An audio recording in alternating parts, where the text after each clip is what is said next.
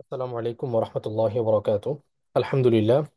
আলহামদুলিল্লাহ ওয়াকাফা ওয়া সালামুন আলা ইবাদিহিল্লাযীনা ইসতাফা, আম্মা বা'দ।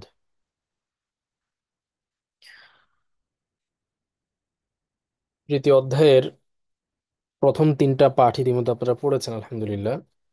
এই তিন পাঠের পড়াগুলোর উপর আপনাদের পরীক্ষা হবে। পরীক্ষার আগে আমরা এই তিন পাঠে যে বিষয়গুলো পড়লাম সেগুলোর উপর একবার একটু পর্যালোচনা করি। তারপর ইনশাআল্লাহ তাআলা আপনাদের এই পড়াগুলোর ভেতরে কোনো বিষয়ে প্রশ্ন থাকলে সেটা আমি আরো ভালো করে আপনাদেরকে বুঝিয়ে দেওয়ার চেষ্টা করবো ইনশাআল্লাহ তাআলা। তো শুরুতে আমরা দেখি যে আমরা এই তিন অধ্যায়ের মধ্যে কি কি পড়লাম। ঠিক আছে, আমরা প্রথম পাঠ যেটা, আহ, এই তৃতীয় অধ্যায়ের প্রথম পাঠ যেটা, সেই প্রথম পাঠের মধ্যে আমরা হচ্ছে যে শুরুতেই মুবদল মিনহু বদল নিয়ে পড়েছিলাম। মুবদল মিনহু বদল সহজ বিষয় ছিল যে একটা জিনিসকে উল্লেখ করার পর সেটাকে অধিকতর স্পষ্ট করার জন্য যখন একই জিনিসকে আবার ভিন্ন নামে উল্লেখ করা হয় তখন আগেরটাকে বলা হয় মুবদাল। মুবদাল মানেই হচ্ছে, মুবদাল মিনহু বলে আগেরটাকে, যার অর্থ হচ্ছে যার কাছ থেকে পরিবর্তন করা হলো, মানে যার থেকে এটাকে বদল করা হলো। আর পরে যে শব্দটাকে আনা হয় এটাকে বলা হয় বদল। যেমন আহ, আল্লাহর বন্ধু ইব্রাহিম, খলিলুল্লাহি ইব্রাহিম, আমার ভাই রাশেদ, এরকম আর কি যত শব্দ আছে। তো এখানে মুবদাল মিনহু বদল উভয়টার একই ধরনের এআরাব হয়, রফা নসব জারের দিক থেকে উভয়টা একই রকম থাকে। আচ্ছা, এরপর আরেকটা ব্যাপার ছিল যে দোয়ার অর্থ প্রকাশক বাক্য তৈরি করা। যে আমরা যদি কারোর জন্য দোয়া করতে চাই, তার জন্য কিভাবে আমরা একটা এই দোয়ামূলক বাক্য আমরা তৈরি করব, সেটা দোয়া হোক, শুভ কামনা হোক, কারোর জন্য কল্যাণ কামনা করা, সবই এই দোয়ামূলক বাক্যেরই অন্তর্ভুক্ত। তো এটার জন্য আরবিতে ফেলে মাদিকে নিয়ে আসতে হয়, যেমন রহিমাহুল্লাহ, হাফিজাহুল্লাহ, হ্যাঁ, গফার আল্লাহ লাহুম, এরকম যে কোনো ফেলে মাদিকে নিয়ে আসলে এটা তখন দোয়ার অর্থ দিবে। তো এটা কনটেক্সট দেখে বোঝা যায় যে বাক্যটা কি ফেলে মাদির অর্থে এসেছে নাকি দোয়ার অর্থে এসেছে। এটা বাক্যের ধরন, আকপিস, উপস্থাপন, এগুলো দেখে আসলে বুঝে আসে। এই কারণে এরকম মনে করার সুযোগ নেই যে ফেলে মাদি দেখলে আমি কিভাবে চিনবো যে এটা কি দোয়া নাকি এটা ফেলে মাদি। হ্যাঁ, এটা বোঝা যায় কনটেক্সট দেখলে। তারপরে আমরা আহ, আরেকটা জিনিস আমরা দেখেছি যে তৃতীয় আহ, ইয়ে থেকে এই অধ্যায়ে আমরা হচ্ছে মুদআফের বিষয়গুলো পড়েছি। এর আগে আমরা সহি পড়েছিলাম, সহির পরে আমরা আজওয়াফ পড়েছি, আজওয়াফের পরে নাকিস পড়েছি। ঠিক আছে, বাকি এরপরে এই তৃতীয় অধ্যায়ে এসে আমরা মুদআফ পড়া শুরু করেছি। তো মুদআফটা হচ্ছে যেখানে মাদ্দার অক্ষরে এক জাতীয় দুইটি হরফ হয়, এটাকে বলা হয় মুদআফ। ঠিক আছে, তো এটা উম, আপনার খুব কঠিন কিছু ছিল না। এবং এইটার মাসদারগুলো কোরআনে অনেক বেশি ব্যবহার হয়, কোরআনে অনেক পরিমাণে পাওয়া যায়, যার কারণে এগুলো আপনাদেরকে পড়ানো হয়েছে। আসলে মূলত এই যে আমরা সহি, আজওয়াফ, নাকেস, এই যে যাই কিছু আমরা পড়লাম, এই সব কিছু পড়ার ভেতর দিয়ে কিন্তু মূলত আমাদের আসলে সরফের পড়াগুলো পড়া হয়ে যাচ্ছে। মানে আরবি ব্যাকরণের যে নাহু এবং সরফ দুইটা দিক, এর মধ্যে সরফের যে বিষয়গুলো, এগুলো কিন্তু এগুলোই আমরা যেখানে সরফের এই যে মুদআফ এখন পড়লাম তৃতীয় অধ্যায়ে, তার আগে আমরা নাকেস পড়লাম, সহি পড়লাম, আজওয়াফ পড়লাম, এগুলো সব কিন্তু সরফের পড়া। এগুলো শেখার দ্বারা কিন্তু আমাদের আসলে মূলত সরফটাই শেখা হয়ে যাচ্ছে, সরফটাই আমাদের পড়া হয়ে যাচ্ছে। তো এই গর্দানগুলো আপনাদেরকে একটু মানে যত বেশি আপনারা গর্দান দিয়ে এগুলোকে আয়ত্ত করবেন তত বেশি আপনাদের জন্য সহজ হবে, খুব জটিল কোনো কিছু না। হ্যাঁ, মুদআফের ক্ষেত্রে যেহেতু এক জাতীয় দুই হরফ, এখানে কিছু তালিল হয়, অল্প স্বল্প তালিল হয়, একটার মধ্যে আরেকটা ইদগাম হয়ে যায়। হ্যাঁ, যেমন রদ্দা, হ্যাঁ, রদ্দা ইয়া রুদ্দু, নাসারা ইয়ানসুরু, তো এটা ছিল কি রদাদা ইয়ার দুদু, নাসর ইয়ানসুরু ওজনে রদাদা ইয়ার দুদু। তো স্বাভাবিকভাবে আরবি ভাষার একটা নিয়ম হচ্ছে এক জাতীয় দুই হরফ পাশাপাশি আসলে আপনার ওই একটাকে আটটার মধ্যে ইদগাম করে দেওয়া হয়। ঠিক আছে, সেখান থেকে রদাদা হয়ে গেল রদ্দা, আর ইয়ার দুদু হয়ে গেল ইয়ারুদ্দু। এটা একটা নিয়ম। তারপরে হচ্ছে যে আমরা দ্বিতীয় পাঠের মধ্যে কি জানলাম, দ্বিতীয় পাঠের মধ্যেও আমরা ওই যে কিছু আহ, মা- আহ, এই জরফ, হ্যাঁ, ইজা, হেইনা, হেইনামা, ইংদামা, লাম্মা, এগুলো সবগুলোর অর্থই হচ্ছে যখন। এগুলো সবগুলো জরফ, যেটা একটা ক্রিয়ার টাইম বোঝায়। বাকি এইগুলোর ব্যবহারের মধ্যে একটু পার্থক্য আছে, সেই পার্থক্যগুলো আমরা দেখেছিলাম। হ্যাঁ, ইজ কখন ব্যবহার হয়, কারণ এগুলো সবগুলোই আসলে মানে যেমন ইজ, ইজা, এগুলো তো কোরআনে অনেক বেশি পরিমাণে ব্যবহার হয়। হ্যাঁ, প্রথম দুইটা ইজ এবং ইজা, এই দুইটা কোরআনে সবচেয়ে বেশি ব্যবহার হয়। বাকি যে তিনটা আছে তিনটার মধ্যে হিনা, এটা খুব অল্প অল্প কখনো কখনো ব্যবহার হয় দুই এক জায়গায়। ইংদামা পাওয়া যায় না বেশি একটা। লাম্মাও মোটামুটি বেশ ভালো আকারে পাওয়া যায়। তো যেহেতু এই জিনিসগুলো কোরআনে পাওয়া যায়, আরবি ভাষাতে তো এগুলো মানে অহরহ ব্যবহার হয়, তো যার কারণে এগুলোর ব্যবহারগুলোও আমরা দেখে নিয়েছিলাম। এরপরে হচ্ছে যে আমরা আর কি পড়লাম, জুমলা সিফাত হওয়া, এটা একটা গুরুত্বপূর্ণ জিনিস ছিল। হ্যাঁ, এটা একটু ভালো করে বুঝার এবং গুরুত্বপূর্ণ একটা ব্যাপার ছিল। আমরা এর আগে যত সিফাত পড়েছিলাম সব ছিল একক শব্দ, মুফরাদ। এটাকে আরবিতে বলা হয় মুফরাদ। আমরা মুফরাদ সিফাত পড়েছিলাম, যেমন কিতাবুন জামিলুন, একটি সুন্দর বই। এখানে সিফাতটা ছিল একটা মুফরাদ বা একক শব্দ।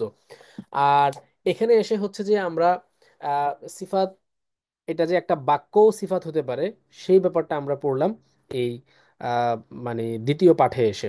হ্যাঁ, এখন একটা একটা বাক্য সিফাত হবে, এটা আমরা কিভাবে বুঝবো বাক্যটা সিফাত হবে? সেক্ষেত্রে অবশ্যই মাউসুফ যেটা আছে, মাউসুফটা নাকেরা হতে হয়। হ্যাঁ, বাক্য মুফরদ বা একক শব্দ সিফাত হওয়ার জন্য মাউসুফ মারেফাও হতে পারে, নাকেরাও হতে পারে। যেমন কিতাবুল জামিলুন, এখানে মাউসুফ নাকেরা। আবার আল কিতাবুল জামিলু, এভাবে যদি বলি আমরা, এখানে সিফাতটা হচ্ছে মারেফা, কারণ মাউসুফ মারেফা। কিন্তু জুমলা শুধুমাত্র নাকেরা মাউসুফেরই সিফাত হয়। ঠিক আছে, জুমলা কখনো কি হয় না, মারেফার সিফাত হয় না। জুমলা সবসময় নাকেরা শব্দের সিফাত হয়। তো নাকেরা একটা শব্দর পরে যদি একটা বাক্য দিয়ে সেই নাকেরা শব্দের কোনো অবস্থাকে বর্ণনা করা হয়, তাহলে আমরা সহজে ধরে নিতে বুঝে নিতে পারবো যে এটা সিফাত হচ্ছে এখানে, ওই নাকেরা শব্দের সিফাত হচ্ছে। যেমন এই যে হাদা কিতাবুন ফিহি কিসসাতুন, অথবা হাদা কিতাবুন ইয়ানফাউনি, সেই জুমলাটা ইসমিয়াও হতে পারে, ফেলিয়াও হতে পারে। যেমন এখানে দুই রকমের উদাহরণই আমরা দেখতে পাচ্ছি। হ্যাঁ, একটা হচ্ছে হাদা কিতাবুন ইয়ান ফাউনি, এটা জুমলা ফাইলিয়া, যে এটি একটি কিতাব। এরপর এই কিতাবটা কেমন কিতাব তার বৈশিষ্ট্য বর্ণনা করা হচ্ছে পরবর্তী বাক্য দিয়ে, ইয়ান ফাউনি, এমন একটা কিতাব যেটা আমাকে উপকৃত করছে। তাহলে এই কারণে এটা হচ্ছে আপনার এই পরের যে বাক্যটা, এই বাক্যটা হবে এই কিতাবুন নাকিরা, যেটা আছে নাকিরা, এটা মৌসুফ। আর এই ইয়ানফাউনি জুমলা ফেল ফাইল মিলে জুমলা ফেলিয়া হয়, তার সিফাত হবে। মাসুফ সিফাত মিলে হাজা মুক্তদার খবর হবে। হাদা কিতাবুন ফিহি কিসসাতুন, এখানেও একই রকম, কিতাবটার নাম মাউসুফ, আর ফিহি কিসসাতুন মুক্তদা খবর মিলে জুমলা ইসমিয়া হয়ে কিতাবুন মাসুফের সিফাত হচ্ছে। ঠিক আছে, এই জিনিসটা আমরা এখানে দেখলাম। তারপরে এখানে একটা ব্যাপার ছিল যে দমিরের যে একটা আহ, নিয়ম ছিল, যে দমির যদি এটা মানে দমিরে মারফু, এই ফাইলের যে দমিরগুলো আছে ফাইলের সঙ্গে মিলে আসে। ঠিক আছে, যেমন নাসর তুম, তোমরা সাহায্য করেছো। ঠিক আছে, এইগুলোর সাথে যদি মাফউলের দমির যদি মিলে আসে, তখন হচ্ছে এখানে একটা বাড়তি ওয়াও চলে আসে। যেমন নাসর তুমুহু, নাসর তুমুহা, এভাবে একটা বাড়তি ওয়াও চলে আসবে। ঠিক আছে, এই জিনিসটাও আমরা এই দার্সে আমরা দেখলাম। এরপরে সর্বশেষ যে তৃতীয় পাঠ, সেই তৃতীয় পাঠে আমরা কি জানলাম নতুন করে? তৃতীয় পাঠে মনে হয় সে, আচ্ছা, তৃতীয় পাঠে হচ্ছে যে ইসমুল ফাইল গঠনের যে নিয়ম এবং পরিচয়। তো ইসমুল ফাইল গঠনের নিয়মটাও খুব সহজ, সহির ক্ষেত্রে তো একেবারেই সহজ। কারণ সহির ক্ষেত্রে ফাইলুন প্যাটার্নে নিয়ে আসলেই হয়ে যাচ্ছে যে কোনো শব্দ। হ্যাঁ, সুলাসি মুজারাদের যে কোনো ফেলকেই আপনি ফাইলুনে নিয়ে আসলেই হচ্ছে। রকিবা থেকে রকিবুন, সারিবা থেকে সারিবুন, লাইবা থেকে লাইবুন, যত রকমের শব্দ আছে সবগুলোকে আপনি একই ছাঁচে ফেলে দিবেন, ব্যাস ইসমুল ফাইল হয়ে যাবে। এটা একেবারে সহজ জিনিস। হ্যাঁ, পরবর্তীতে তার শেষে তা বৃদ্ধি করলে মুয়ান্নাস হবে। এরপরে ওয়ানুন বৃদ্ধি করলে বহুবচন হবে। এগুলো স্বাভাবিকভাবে শব্দের যেই এক বচন বহুবচন বানানোর নিয়ম ওইভাবেই হবে। ঠিক আছে। আর আহ, ইয়ার ক্ষেত্রে কি বলে, আহ, আপনাদের আহ, আচ্ছা, এই সহিটা তো একেবারেই সহজ। আর গাইরে সহির যেটা, এইটা সবগুলো আপনাদের পড়ার মধ্যে আনা হয় নাই, এই জন্য যে সবগুলো আপনাদের আপাতত দরকার হচ্ছে না। হ্যাঁ, এই জন্য এটা আপনাদের জন্য জটিল হয়ে যেতে পারে প্রাথমিকভাবে, এই কারণে শুধুমাত্র সহির ব্যাপারটা আপনাদের জন্য রাখা হয়েছে।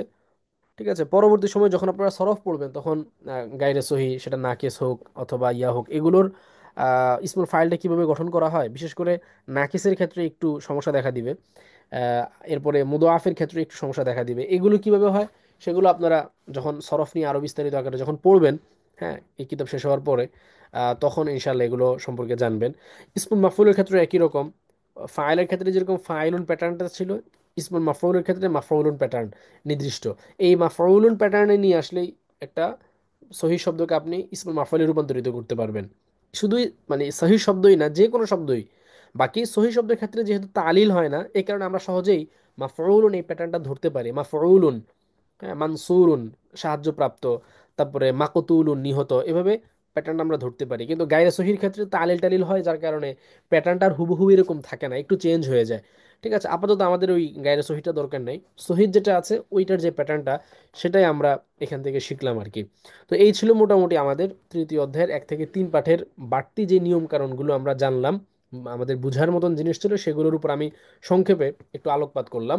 আর এর বাইরে অনেক শব্দার্থ আপনারা পড়েছেন, মাসদার ছিল, এরপরে রিডিং পড়া এবারও ছিল, কোরআনের অনেক আয়াত ছিল, এগুলো তো আছেই। হ্যাঁ, এগুলা আশা করি আপনারা এগুলো ভালো করে আয়ত্ত করেছেন, পড়েছেন পরীক্ষার প্রস্তুতি হিসাবে। এখন নতুন করে যে নিয়মগুলো আমরা পড়লাম বুঝার মতন, এগুলোর মধ্যে যদি কোনো প্রশ্ন থাকে তাহলে আপনারা আমাকে জিজ্ঞেস করেন। আপনাদের উপস্থিতি এত কম, সুবহানাল্লাহ, মাত্র 11 জন, মানে আমাকে বাদ দিয়ে দিলে মাত্র 10 জন। হ্যাঁ, ছেলে মেয়ে মিলিয়ে যদি মাত্র 10 জন হন তাহলে হয়?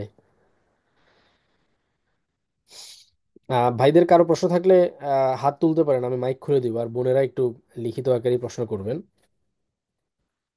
আপনাদের এরকম প্রশ্ন থাকলে আপনারা প্রশ্নগুলো আগে আগে থেকেই দিয়ে রাখবেন, ইয়েতে, মিটিং এর এখানে আগে থেকেই দিয়ে রাখবেন।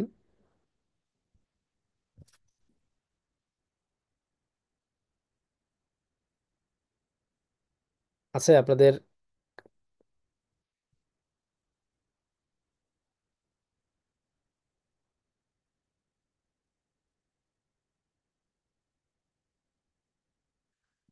প্রথম পাঠের প্রথম পরিচ্ছেদে খয়রু উম্মাতিন অর্থ করলে মাসুস সিফাতের মতো হয়। উত্তম জাতি, এখানে মুদফেলে দিয়ে কেন আসছে, এর কারণ আছে। কারণ হচ্ছে আপনার কি বলে, আরবিতে আমি একটু ইয়েটা শেয়ার করি। ইস- উম,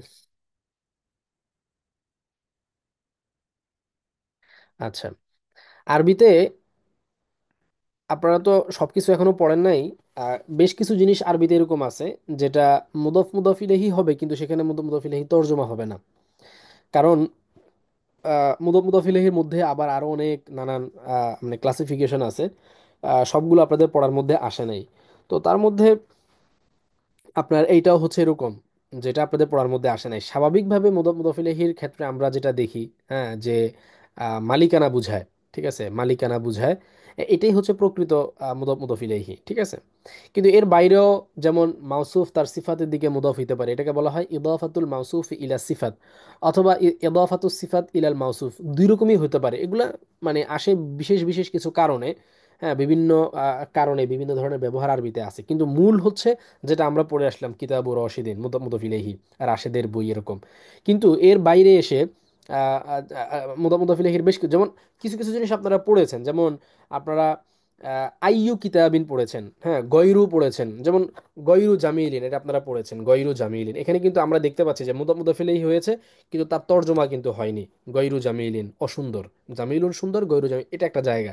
এরকম ভাবে মনে করেন আহ, মানে বাদুন কুল্লুন, হ্যাঁ, বাদু, বাদুন নাস আমি বললাম, ধরেন যে বাদুন নাসি, বাদুন নাস, বাদুন মানে কি, কতক মানুষ বা কিছু মানুষ। আরবিতে বাদুন নাসের অর্থ হচ্ছে কি, আরবিতে যদি বলা হয় যে কিছু মানুষ, যেমন কিছু মানুষ এসেছে আমার কাছে, বাদুন নাস রাহাবু ইলাইয়া, কিছু মানুষ আমার কাছে এসেছে, তাহলে এখানেও কিন্তু আমরা মুদাফিলের তর্জমাটা করছি না। এরকম কিছু কিছু জায়গা আছে। তো এরকমই একটা জায়গা হচ্ছে কি খয়রুন নাসি। তো মূলত এই খয়রুনটা হচ্ছে ইসমুত তাফদিল। ইসমুত তাফদিল কি জিনিস এটা আপনারা ইনশাল্লাহ চতুর্থ অধ্যায়ে পড়বেন। ইসমুত তাফদিলটা আপনাদেরকে ওখানে বিস্তারিত আকারে পড়ানো হবে। তো ইসমুত তাফদিলের দুই রকমের ব্যবহার আছে, তার মধ্যে একটা হচ্ছে মুদফ করে ব্যবহার করা। হ্যাঁ, এটা ইনশাল্লাহ ইন ডিটেলসে আপনারা সামনে জানবেন, জাস্ট এতটুকু ইঙ্গিত দিলাম যে কিছু কিছু ক্ষেত্র আছে এরকম যেখানে মুদফিলেহি হয়, কিন্তু তর্জমাটা দিয়ে হয় না, যেটা আমরা নর্মাল মুদফিলেহির ক্ষেত্রে দেখি। এবং এরকম কিছু পড়া আপনারা পড়েছেন, যেমন গয়রু জামিলিন, বাদুন নাস। এরপরে আবার মনে করেন যেমন আহ, যেমন একটা আরবিতে দেখেন ওয়াজহুন মানে কি চেহারা, আর ওয়াজহুন জামিলুন মানে সুন্দর চেহারা। কিন্তু সুন্দর চেহারাওয়ালা মানুষকে যদি আপনি বুঝাতে চান, তাহলে আরবিতে এভাবে বলে জামিলুল ওয়াজহি। হ্যাঁ, এখানে আপনার সিফাতকে তার মাউসুফের দিকে এদফাত করে দেওয়া হচ্ছে। তো সিফাতকে যখন তার মাউসুফের দিকে মুদফ বানিয়ে দেওয়া হয়, তখন এটার অর্থ হয়ে যায় সুন্দর চেহারাওয়ালা, জামিলুল ওয়াজহি। ইয়ানি জামিলুন ওয়াজহুহু। জামিলুল ওয়াজহি মানে কি, ইয়ানি জামিলুন ওয়াজহুহু। তো এই যে সিফাতের এই যে ব্যবহারগুলো, এগুলো আসলে আরো উচ্চাঙ্গের জিনিস আর কি। হ্যাঁ, এগুলো আপনারা যখন আরবি আরো মানে আরো গভীর থেকে পড়বেন, আরো নাহু সরফের ব্যাপারগুলোকে আরো বিস্তৃত আকারে পড়বেন, তখন হচ্ছে জিনিসগুলো আপনারা আরো ভালো করে ইনশাআল্লাহ তাআলা জানতে পারবেন। এখন আপাতত প্রাথমিকভাবে যতটুকু আপনাদেরকে পড়ানো হচ্ছে এতটুকুই আগে ভালো করে বুঝেন। আচ্ছা, বুঝতে পেরেছেন কি না বিনতে আমিন? ওস্তাজ, আমরা যে পড়েছিলাম ইব্রাহিম আলাইহিস সালাম জাতির পিতা, এটাও কি একই নিয়ম? আহ, এটাও কি একই নিয়ম? মানে আমি বুঝি নাই, একই নিয়ম বলতে কোন নিয়ম? জাতির পিতা মিল্লাতু আবিকুম, এখানে তো মুদফিলাই ঠিকই আছে, আমি আসলে বুঝি নাই একই নিয়ম বলতে আপনি কোনটার কথা বুঝাচ্ছেন। আচ্ছা, এরপরে আর কারো কোনো প্রশ্ন আছে? হাল ইনদাকুম সুআল আন হাদিহি দুরুস আল্লাতি দারাসতুমুহা ফি খিলালি হাদিহিল আইয়াম?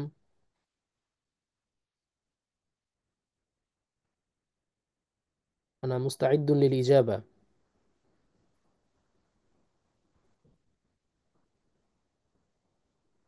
আখি কুতুবুদ্দিন, হাল আনতা তাসমাউনি?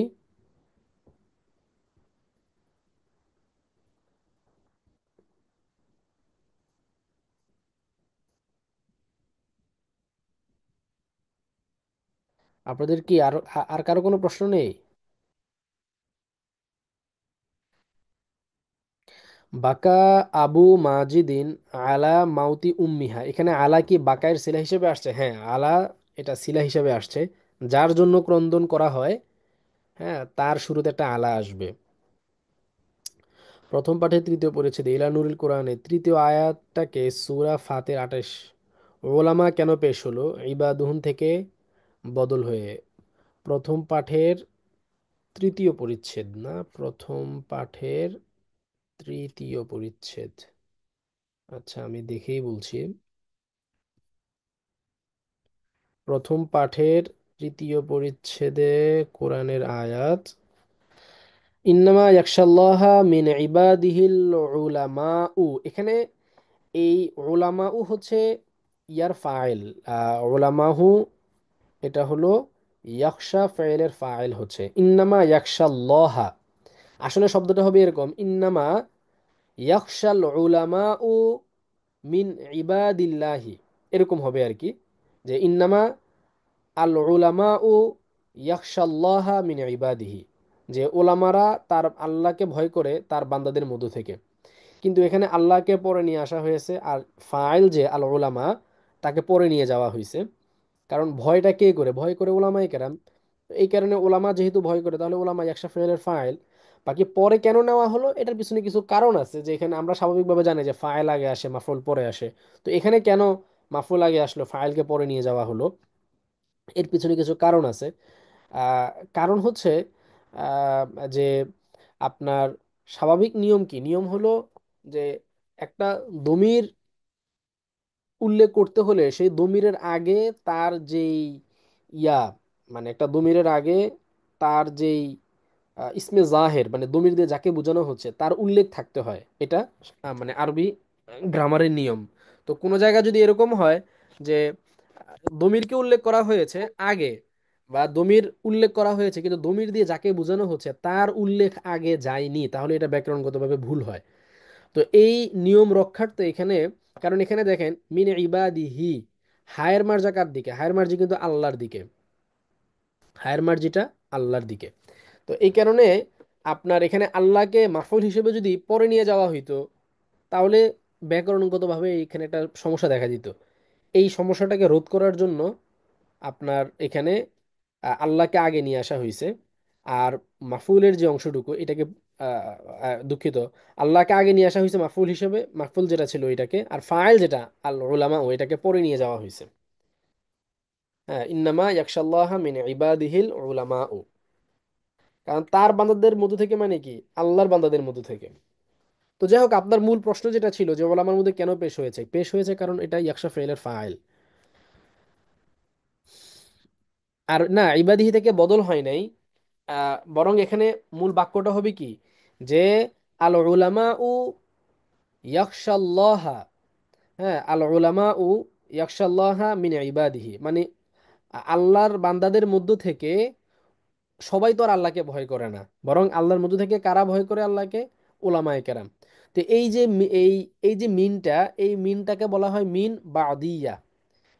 মিনের অনেকগুলা ধরন আছে। আপনারা যেই মিন আহ, ইয়া করেছেন আরবিতে, যেই একটা মিন আপনারা পড়েছেন, এটাকে বলা হয় এই থেকে অর্থ যেটা হয় ওই মিনকে বলা হয় মিন ইবতিদা ইয়া। মিন ইবিতি দা ইয়া। ঠিক আছে, এটা বাবুল ইফতেআলের মাজদার থেকে এসেছে, ইবতিদা। ওই যে ইবতিদাই মাদ্রাসা, আপনারা এই শব্দটা তো অনেকেই চিনেন, বাংলাদেশে ইবতিদাই মাদ্রাসা বলে। তো এই ইবতিদা মানে আসলে প্রাথমিক। ঠিক আছে, তো ইবতিদা ইয়া মানে এমন মিন যেই মিনটা আহ প্রারম্ভ বুঝায়। যেমন আমি বললাম যে জাহাবতু মিনাল বাইতি ইলাল মাসজিদি, আমি ঘর থেকে মসজিদে গেলাম। তার মানে কি, আমার যাওয়ার প্রারম্ভ বা সূচনা ছিল ঘর, আর এটার শেষ প্রান্ত ছিল মসজিদ। তো মিন দিয়ে প্রারম্ভ বুঝায়, ইলা দিয়ে শেষ বুঝায়। জাহাবতু মিনাল মাদ্রাসাতি ইলাল বাইতি, আমি মাদ্রাসা থেকে বাজারে গেলাম, মানে আমার যাওয়ার প্রারম্ভ ছিল মাদ্রাসা, শেষ হয়েছে গিয়ে এটা আহ, ইয়েতে গিয়ে, ঘরে বা বাজারে গিয়ে। এটাকে বলা হয় ইবতিদা ইয়া, যেটা থেকে অর্থ দেয়। আর আরেকটা মিন আছে, যেই মিনটা হচ্ছে যে বাদিয়া। বাদুন মানে তো আপনারা জানেন যে কতক বা অংশ বুঝায়। তো এই বাদুন থেকে এসেছে বাদিয়া, যেই মিনটা হচ্ছে আপনার এই আংশিক বুঝায়, আংশিক। তো এখানে মিন ইবাদিহিল উলামা, এই মিনটা মিনটা হচ্ছে এখানে মিন বাদিয়া। কারণ কি, কারণ মিন ইবাদিহিল উলামা মানে আল্লাহর বান্দাদের মধ্য থেকে সবাই তো আর আল্লাহকে ভয় করে না, বরং আল্লাহর কিছু বান্দা হচ্ছে ভয় করে। তো এই কিছুটা কারা, তারা হলো ওলামা। ঠিক আছে, এখানে মুবদাল মিনহু বদল হয় না, কারণ মুবদাল মিনহু বদল আপনি তখনই বলবেন, কারণ মুবদাল মিনহু বদল বলতে গেলে এআরাব একই রকম হওয়া লাগবে। মুবদাল মিনহু বদলের এআরাব তো একই রকম হয়, একটা আর একটা তাবে। কিন্তু এখানে তো সেটা হয় নাই, যার কারণে আপনি এটাকে মুবদাল মিনহু বদল বলতে পারবেন না। বরং এখানে মিনটা মিন তাবে দিয়া বা বাদের অর্থ দিচ্ছে, আংশিক বুঝাচ্ছে যে বান্দাদের মধ্য থেকে সবাই আল্লাহকে ভয় করে না, কিছু মানুষ ভয় করে, সেই কিছু মানুষ হইলো আর কি এই আল উলামা। আচ্ছা, তারপরে আমরা পড়েছিলাম, আচ্ছা এটা যিনি প্রশ্ন করেছেন উনি বুঝতে পেরেছেন কিনা আমাকে একটু জানাবেন। আমরা পড়েছিলাম লাম্মা মাদির সাথে ব্যবহার হয়, এটা দিয়ে কি বোঝানো হয়েছে? অর্থ সবসময় মাদি হবে, হ্যাঁ।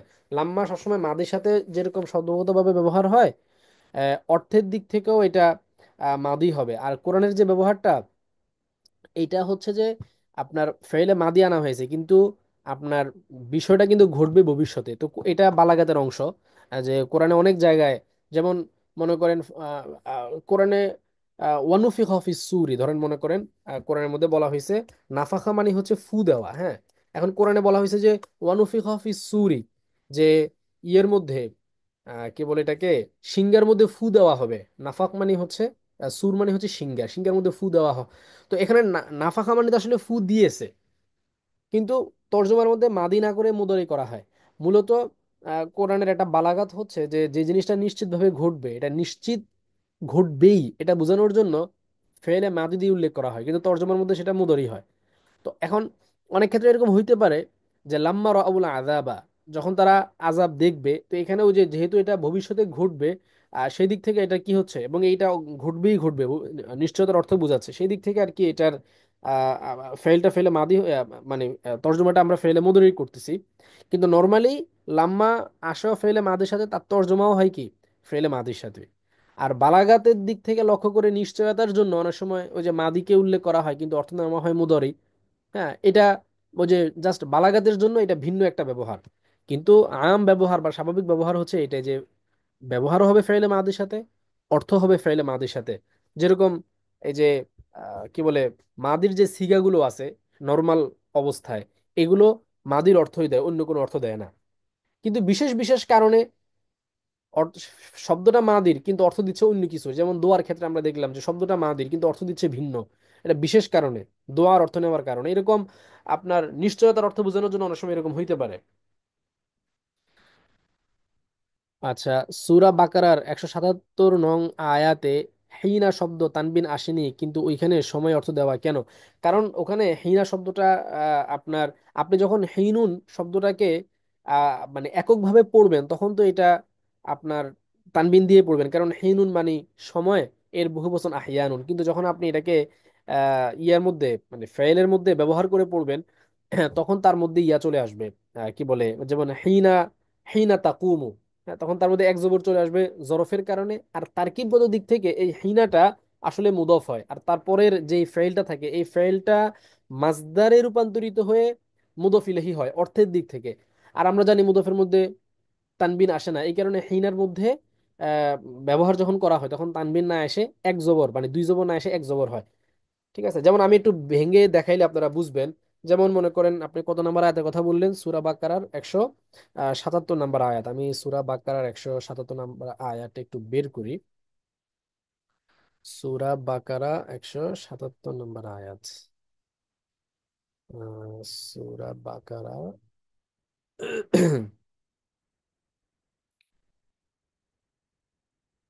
আচ্ছা, সূরা বাকারা 177 নম্বর আয়াতের মধ্যে দেখেন, আয়াতটা কি ছিল?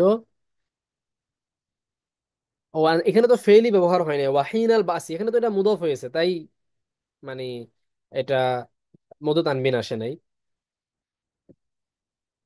এটা তো মুদফ হয়েছে সেজন্য তানবিন আসে নাই। হিন আল বাসি। বাকি আমি যেটা বুঝাতে চেয়েছি, সেটা অবশ্য এই উদাহরণ হিসেবে এটা না, ওইটা আরেক জিনিস।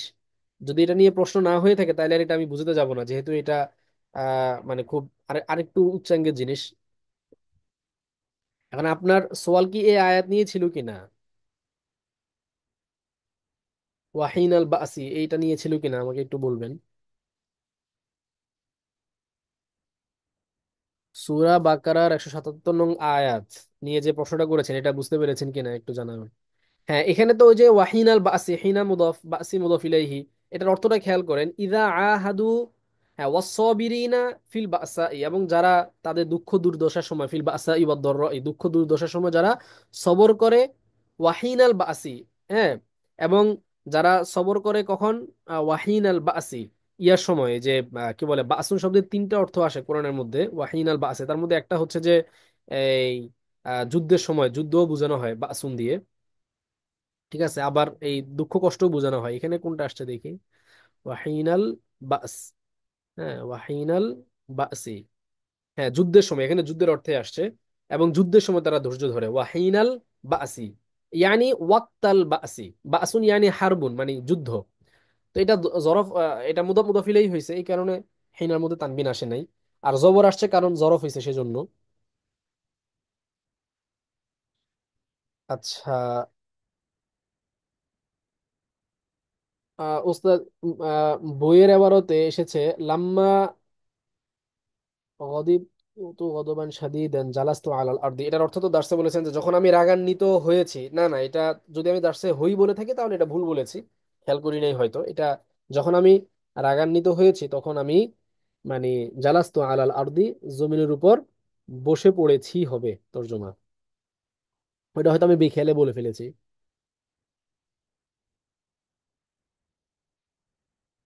হ্যাঁ, ফেল থাকলে তখন হিনা হবে। হ্যাঁ, কোরআনে হিনা আসছে অনেক জায়গাতেই।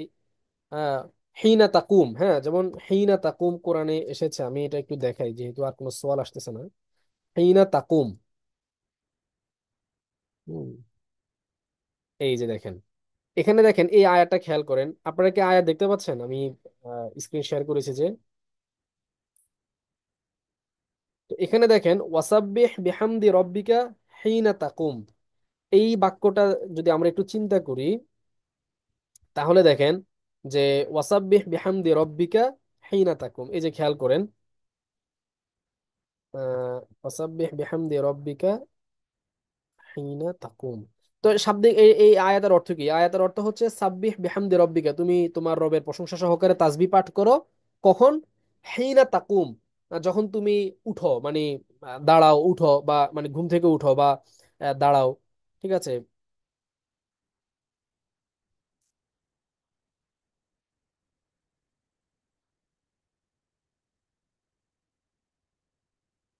হ্যাঁ, যখন আপনি যে গাত্র উত্থান করেন, মানে আপনি ঘুম থেকে যখন উঠেন আর কি। হ্যাঁ, তো তাকুম মানে দাঁড়ানো।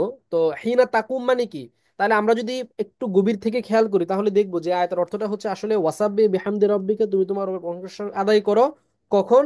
ওয়াক্তা কিয়ামিকা। হ্যাঁ, ওয়াক্তা, ওয়াক্তা কিয়ামিকা, অথবা হিনা কিয়ামিকা। হিনা মানে হিনা কিয়ামিকা। তো হিনা তাকুম মানে হলো আসলে হিনা কিয়ামিকা, তোমার এই হিনা কিয়ামিকা আনিন নাউমি বা মিনান নাউমি, হ্যাঁ হিনা কিয়ামিকা মিনান নাউমি। তাহলে অর্থের দিক থেকে কিন্তু এটা মুদাফ হচ্ছে।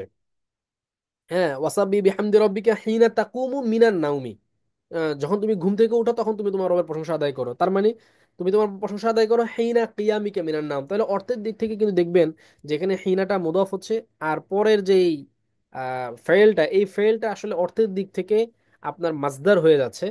ঠিক আছে, তো এই জন্য হিনাটার মধ্যে আর এখানে তানবিন আসতেছে না, এক জবর আসতেছে।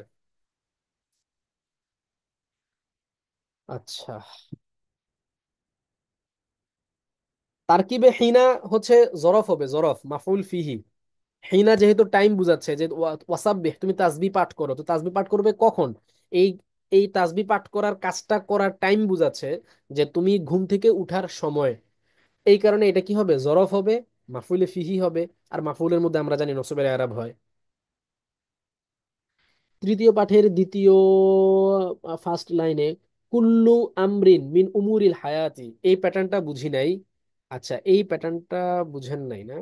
দেখাচ্ছি। কুল্লু আমরিন মিন উমুরিল হায়াতি, দেখেন, কুল্লু আমরিন, কুল্লু আমরিন মানে কি প্রত্যেকটা জিনিস।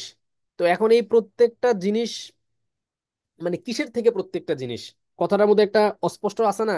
এইটাকে স্পষ্ট করা হচ্ছে মিন উমুরিল হায়াত দিয়ে। এই মিনটাকে বলা হয় মিন বায়ানিয়া।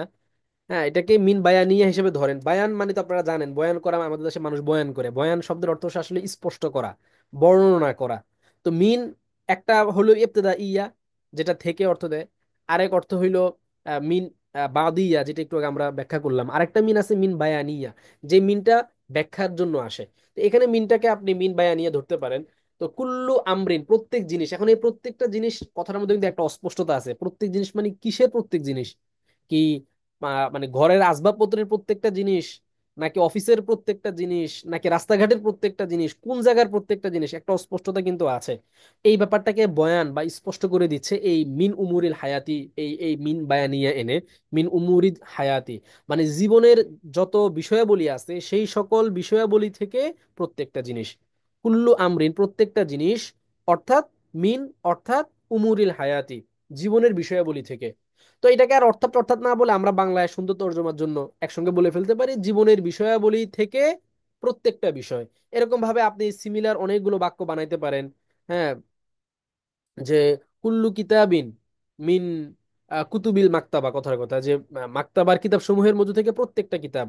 হ্যাঁ, এরকম ভাবে মনে করেন যে আহ কুল্লু ইনসানিন, হ্যাঁ মিন আচ্ছা, ধরেন কুল্লু রজুলিন মিন রিজালিদ দুনিয়া।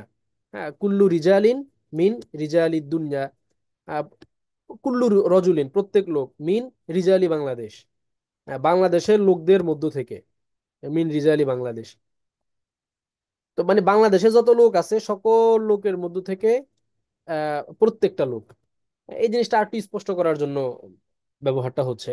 সেম প্যাটার্নে আপনি আরো অনেকগুলো বাক্য চিন্তা করতে পারেন, তাহলে এটা আপনার কাছে আরো বেশি ক্লিয়ার হবে ইনশাল্লাহ।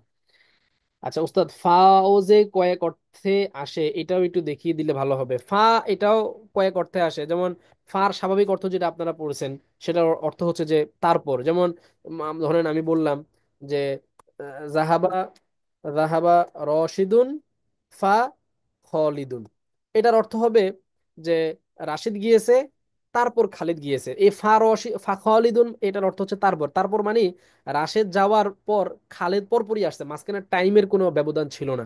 কিন্তু আমরা ফা খালিদুন না বলে যদি সুম্মা খালিদুন বলি, সুম্মা পড়েছেন আপনারা, ফা না বলে যদি সুম্মা বলি, তখন বুঝাবে যে খালেদ রাশেদের পরেই আসছে, বাকি টাইমের একটু ব্যবধান ছিল। হ্যাঁ, জাহাবা রশিদুন ফা খালিদ, এর ফার একটা অর্থ গেল, অতপর অর্থ দেয়। আবার ফার একটা অর্থ আছে তখন, ফার একটা অর্থ আছে তখন। আহ যেমন জাহাবা রশিদুন, রাশেদ গেল, ফা দাখালতু, হ্যাঁ, তখন আমি প্রবেশ করলাম। আবার চাইলে এটাকে আপনি তারপরও বলতে পারেন, তারপর আমি প্রবেশ করলাম বা তখন আমি প্রবেশ করলাম। তো এখন ফার অর্থ এই কখনো তার অতঃপর হবে, কখনো তখন হবে। ফার অর্থ কখনো কখনো কারণও হতে পারে। হ্যাঁ, আরবিতে ফাও একাধিক ধরনের আছে। এখন কোন জায়গায় ফাটা কোন অর্থে আসতেছে, কি অর্থে আসতেছে, এটা আপনাকে কন্টেক্সট দেখে বুঝে নিতে হবে। এবং এই ব্যাপারটা আরবির সাথে আপনার সম্পর্ক যত গাঢ় হবে, আপনি এবারত গুলাকে যত বেশি বেশি পড়বেন, যত চিন্তা করবেন, আপনার মানে পাঠাভ্যাস যত বেশি হবে, ভাষার সাথে আপনার সম্পর্ক যত গভীর হবে, এই জিনিসগুলো আপনি তত ভালো বুঝতে পারবেন। ঠিক আছে। মুবদাল মিনহু বদলের সংজ্ঞাটা একটু সহজ ভাবে বলিয়েন, বইয়েরটা গুলিয়ে ফেলি। মুবদাল মিনহু বদল সহজভাবে বলতাম মানে আগের শব্দকে অধিকতর স্পষ্ট করার জন্য, মানে ভিন্ন নামে আগের শব্দকে অধিকতর স্পষ্ট করার জন্য ভিন্ন নামে একই অর্থের যে শব্দ নিয়ে আসা হয় তাকেই মুবদাল মিনহু বদল বলে। হ্যাঁ, এখন কি বলবো, এভাবেই তো আপনাকে এটা বুঝতে হবে। হ্যাঁ, কারণ যেটা বুঝাচ্ছে তার পুরো কথাটাকে তো নিয়ে আসতে হবে। হ্যাঁ, তো এই জন্য আপনি এভাবে বলতে পারেন যে আগের শব্দকে অধিকতর স্পষ্ট করার জন্য, হ্যাঁ, সেই মানে একই জিনিসকে ভিন্ন নামে উল্লেখ করাকে বদল বলে। ফাসবারা আলা মাউতিহি, এখানেও কি আলা সেলা হিসেবে আসবে? হ্যাঁ, এখানেও আলা সেলা হিসেবে আসবে। কারণ যে জিনিসের উপরে সবর করা হয়, হ্যাঁ, তার তার শুরুতে একটা আলা আসে। যেমন ফাসবির আলা মা ইয়াকুলুনা, কোরআনের মধ্যে আসছে ফাসবির, হে নবী আপনি সবর করুন, আলা মা ইয়াকুলুনা, হ্যাঁ, তারা যা বলে আপনাকে বিভিন্ন অপবাদ টপবাদ দেয়, এগুলোর উপরে আপনি সবর করুন। এটা সেলা হিসেবে আসবে। আচ্ছা, সম্ভবত কেটে যেতে পারে।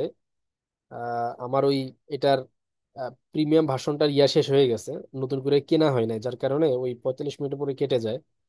আপনাদের কি আরো কোনো প্রশ্ন আছে? থাকলে আমি আবার জয়েন হব কেটে গেলে। আচ্ছা, কেটে দিই, আমি কেটে দিই, আমরা আবার এসে জয়েন হই, আপনারা আবার ওই একই লিঙ্কে আসেন।